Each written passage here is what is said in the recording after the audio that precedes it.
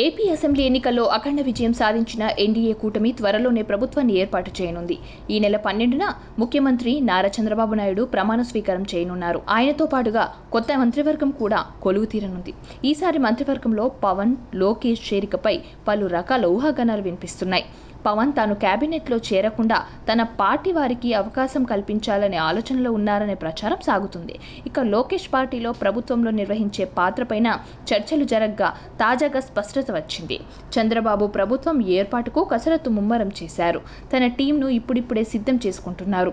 3 పార్టీలతోనూ చర్చలు చేసి తన మంత్రివర్గానికి తుది రూపు ఇవ్వనున్నారు. అధికారుల విషయంలో ఆచితూచి వ్యవహరిస్తున్నారు. ఇప్పటికే కొత్త సీఎస్ని నియమించారు.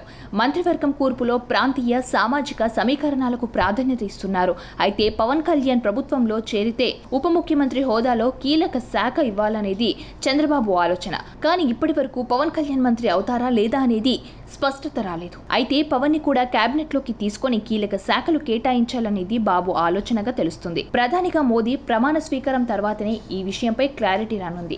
ఇక నారా లోకేష్ బాధ్యతలు ఏంటనేది పార్టీలో చర్చ సాగుతోంది. లోకేష్ ఈసారి మంత్రివర్గంలో చేరకుండా ప్రభుత్వం పార్టీకి అనుసంధానకర్తగా వ్యవహరిస్తారని పార్టీలో చర్చ సాగింది. కానీ లోకేష్ ను మంత్రివర్గంలోకి తీసుకోవాలని చంద్రబాబు నిర్ణయించారని తెలుస్తుంది. లోకేష్ రాజకీయ భవిష్యత్తు కోసం పాలనాపరంగా అనుభవం, ప్రస్తుతం ప్రజల్లో కొత్త ప్రభుత్వం పైన భారీ అంచనాలు ఉండటంతో లోకేష్ కు కీలక శాఖలు అప్పగించాలని చంద్రబాబు నిర్ణయం తీసుకున్నట్టు తెలుస్తోంది. గత టీడీపీ ప్రభుత్వంలో లోకేష్ ఐటీ, పంచాయతీరాజ్ శాఖలు పర్యవేక్షించారు. అధికారంలోకి వస్తే పలు కొత్త కంపెనీలు ఉపాధి కల్పిస్తామని టీడీపీ హామీ ఇచ్చింది.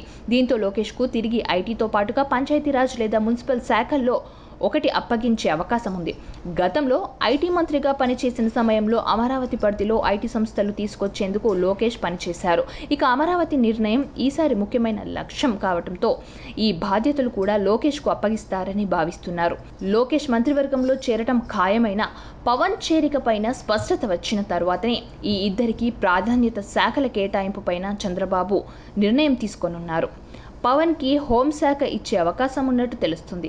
శాంతి భద్రతల పర్యవేక్షణకు పవన్ పెద్దపీట వేస్తారని, పవన్ కళ్యాణ్ లాంటి నేతలకు కీలక బాధ్యతలు ఇవ్వడం సముచితమని బాబు భావిస్తున్నట్టు తెలుస్తుంది. సబ్స్క్రైబ్ చేయండి. Please like, share and subscribe to top Telugu TV. Top Telugu TV.